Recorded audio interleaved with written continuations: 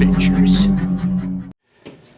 Hey guys, it's Chuke here with Chuke's Outdoor Adventures. Well, I can't say that I'm surprised, but we've had another bear attack, this time close to me here in Alaska. I am in Anchorage, and this happened near Seward, which is a 2-hour drive from here. Now, thank you to all the viewers who have been logging onto my website and sending me these articles and messages about all these bear attacks. Like I said last week, I can't even keep up with all of them. There's just every week there's a handful of them, and something's going on. There's just a bigger population of bears, both down in Montana and Wyoming and Idaho, and of course up here in Alaska.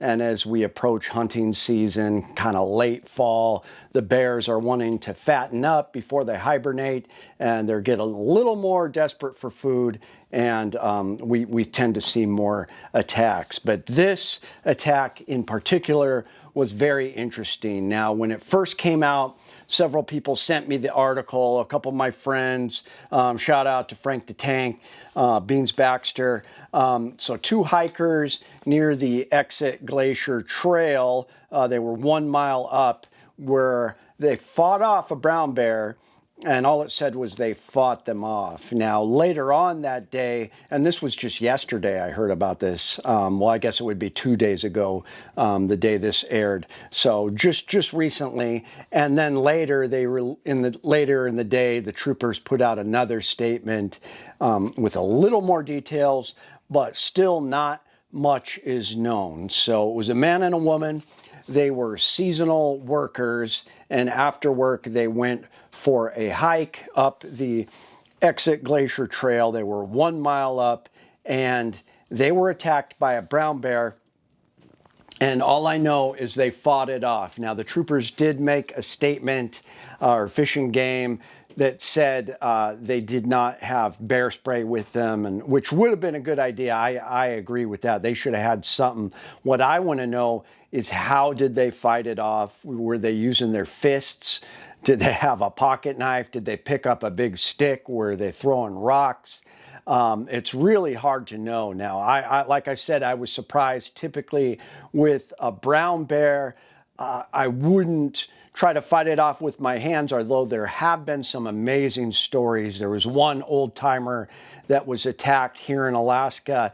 This is a great story that a friend told me.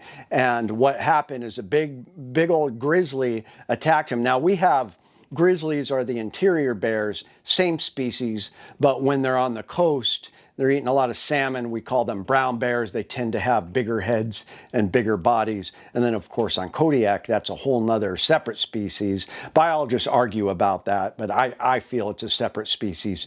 But they're all genetically just about identical. They can breed with each other, but they're just kind of these subsects of bears. But this one was a brown bear.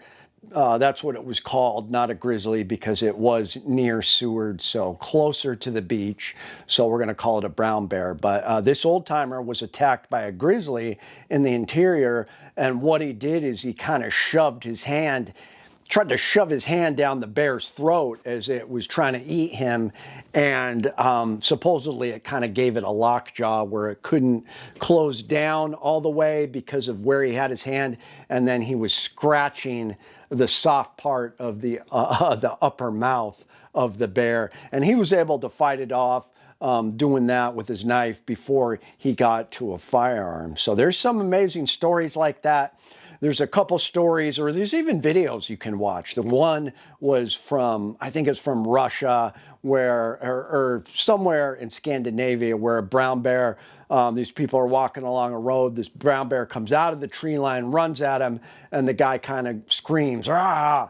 And the brown bear startles and turns around and runs away. There's also one that came out this past summer where a photographer was on the beach. You know, it looked like it was in Katmai, and a bear was kind of running at him, and he comes up with his camera and was like, "Ah, go away, bear," and the bear turned around. Now, what I have to say about that is every bear's personality is different. Yes, brown bears can be skittish, like black bears, they can shy away from people, and a lot of times they do. In most of the bear encounters I have had in dangerous spots, I've actually fired my weapon while fishing, down at the feet of the bear, above its head, and a couple times that was enough to get the bear to turn around and run away. Brown bears, big brown bears.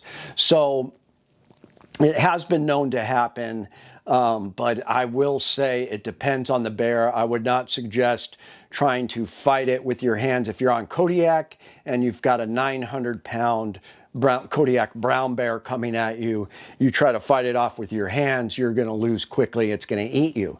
That's just how I feel. Also, if it's a sow with cubs that's super angry, I mean, we've got examples where bears have, flipped people sideways so they could bite their face off, literally bite their face off. That is not a bear you're going to fight off with your hands. There's mean old bears, there's mean young bears. It just depends on their personality. There's some bears that'll take a few bullets and they'll just keep coming at you, and they'll kill you and rip you apart before it has time to bleed out and die off. But there are some brown bears that are, maybe their personality is more like a black bear, and you can scare them off. So incredible story. I can't wait to hear more details. Sadly, we did find out the details about the two hikers down in the lower 48 that were missing and ended up dying. I think they were in Colorado, but what happened was a lightning strike, and that is not something I expected. I thought it was foul play or a bear, but both of them died from a lightning strike. So be careful out there hunting. When it comes to bear defense, yes, the trooper's correct. Having bear spray is good. I don't dog on bear spray. Oh, okay. Never drop your bear spray. Thankfully, the safety was still in it. But bear spray is great. I just think you should have a firearm as well, because bear spray has been known to fail before. The wind has changed directions, put it back in the hiker's face or the hunter's face. And also some bears, even black bears, were unfazed by a blast of this right in their face. It happened at that mine 4 or 5 years ago. Black bear blew right through a cloud of this bear spray in this facility and fed on this woman's body, killed her and fed on her body. So always have a firearm. I really like big bore revolvers. So this is my Ruger toe-clad. I got it in the just in case Kodiak chest holster. Use my code Chukes, justincaseholsters.com, save you 15%. But this is the Ruger toe-clad. It's 454 Casull. That's what it's chambered in. It's got a 5-inch barrel. Recoil is not bad compared to something like a 500 Smith & Wesson or 460. It's reasonable, and it's more power than a 44 Magnum. And we've had several cases on this channel where guys have taken down grizzly, even a charging grizzly, with 1 or 2 shots from this. This will do the job, absolutely. I got some extra rounds up here. Great choice. I tend to lean, sometimes I choose a big bore revolver. Most of the time I tend to lean towards semi-auto. I know I started off the channel with the Glock 20, still very fond of that. The XDM is next. I love that. I even like the SIG X10. Those have not failed like the P320, even though it's a larger version of the P320.